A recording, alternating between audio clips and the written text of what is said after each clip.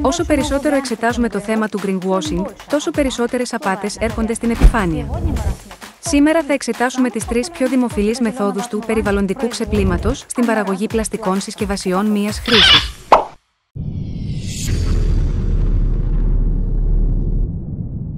Η ρύπανση του πλανήτη με πλαστικά σκουπίδια έχει πάρει εδώ και καιρό διαστάσεις πανδημίας. Παράγουμε περίπου 450 εκατομμύρια τόνους πλαστικού κάθε χρόνο, εκ των οποίων μόνο το 9% ανακυκλώνεται. Ένα μικρό μέρος αποτεφρώνεται και τα υπόλοιπα στέλνονται σε χωματερές ή πετιούνται στους ωκεανούς. Αλλά το πιο παράλογο μέρος αυτής της ιστορίας είναι ότι σχεδόν το 1 τρίτο του συνόλου του πλαστικού που παράγεται είναι μιας χρήσης, το οποίο μετατρέπεται σε απόβλητα σχεδόν αμέσως.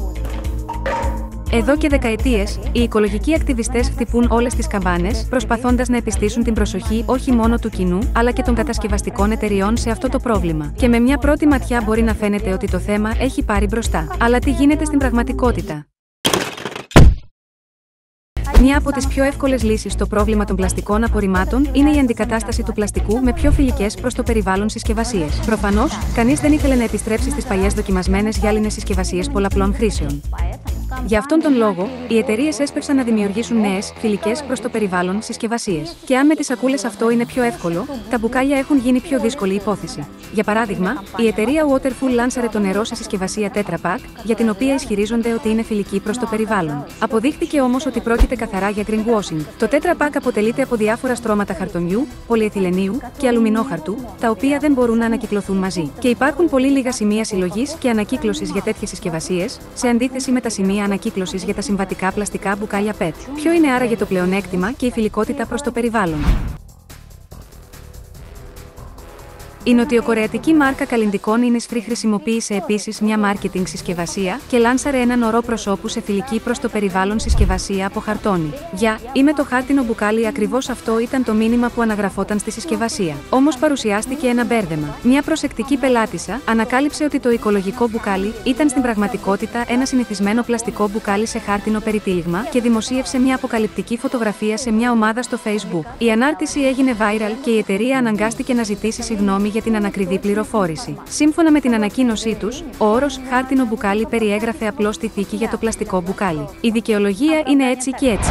Μια άλλη ηχηρή περίπτωση σχετίζεται με την όχι λιγότερο διάσημη μάρκα Starbucks. Συνέβη στο Σιάτλ το 2018, όταν κατάργησε τη χρήση πλαστικών καλαμακίων μίας χρήσης στα καταστήματά της. Η εταιρεία αποφάσισε να σταματήσει τα καλαμάκια υπέρ των ειδικών καπακιών με στόμιο. Αλλά εδώ είναι το πρόβλημα. Αποδείχθηκε ότι αυτό ακριβώς το καπάκι περιέχει πολύ περισσότερο πλαστικό από ό,τι χρειαζόταν για την παραγωγή ενός καλαμακιού μίας χρήσης. Και ένα άλλο είδος πράσινου καμουφλάζ αποδείχθηκε ότι είναι η βιοδιασπόμενη πλαστική σακούλα. Παρασκευάζεται με προσθήκη μιας ειδικής χημικής ουσίας, η οποία απλώς επιταχύνει τη διάσπαση του πλαστικού σε μικροσωματίδια. Αυτά όμως δεν διασπώνται και σε αυτή τη μορφή εισχωρούν ακόμη πιο γρήγορα στο έδαφος, στο νερό και εξαπλώνονται στον αέρα, μολύνοντας τα πάντα.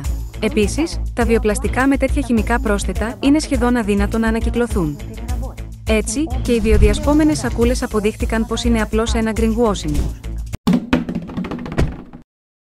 Ένα αγαπημένο τέχνασμα των ψευδοφιλικών προς το περιβάλλον εταιριών είναι να ισχυρίζονται ότι χρησιμοποιούν ανακυκλωμένα υλικά. Τον Ιούνιο του 2022, το Changing Markets, ένα μη κερδοσκοπικό ίδρυμα για τη βιώσιμη ανάπτυξη, επέκρινε περισσότερες από 50 εταιρείες που ισχυρίζονται ότι χρησιμοποιούν ανακυκλωμένο πλαστικό στις συσκευασίες τους, αλλά δεν αναφέρουν τον κύκλο ζωής του, δηλαδή δεν διευκρινίζουν αν είναι ανακυκλώσιμο. Σύμφωνα με τους περιβαλλοντολόγους, οι εταιρείες όχι μόνο αποσπούν την προσοχή από τις αρνητικές επιπτώσεις τους στο περιβάλλον, αλλά και παραπλανούν σκόπιμα τους καταναλωτές. Ο αμερικανικός όμιλος Procter & Gamble έχει επίσης μπει στο στόχαστρο των πρασίνων λόγω της παραπλανητικής προώθησης ειδικής σειράς Shampoo Head & Shoulders που διατίθεται σε μπουκάλια κατασκευασμένα από πλαστικό που συλλέγεται από τις παραλίες. Σύμφωνα με τους εμπειρογνώμονες της εταιρείας Changing Markets, τα εν λόγω δοχεία δεν ανακυκλώνονται, οπότε η λύση αυτή δεν μπορεί να χαρακτηριστεί φιλική προς το περιβάλλον. Η εταιρεία Unilever, παραγωγός μιας ευρείας γκάμας τροφίμων, καθαριστικών, καθώς και προϊόντων ομορφιάς και προσωπικής φροντίδας, έχει εκτεθεί για την αντικατάσταση των ανακυκλώσιμων μπουκαλιών PET του DAV με σακουλάκια επαναπλήρωσης. Οι σακούλες αυτές αποδείχθηκαν μη ανακυκλώσιμες. Υπήρχαν καλές προθέσεις, αλλά τα πράγματα εξελίχθηκαν όπως πάντα.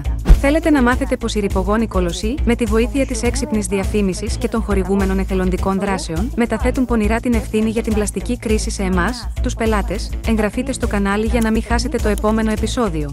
Εν τω μεταξύ, μπορούμε μόνο να διαπιστώσουμε ότι το πρόβλημα των πλαστικών απορριμμάτων επιδεινώνεται καθημερινά και το greenwashing γίνεται όλο και πιο διαδεδομένο.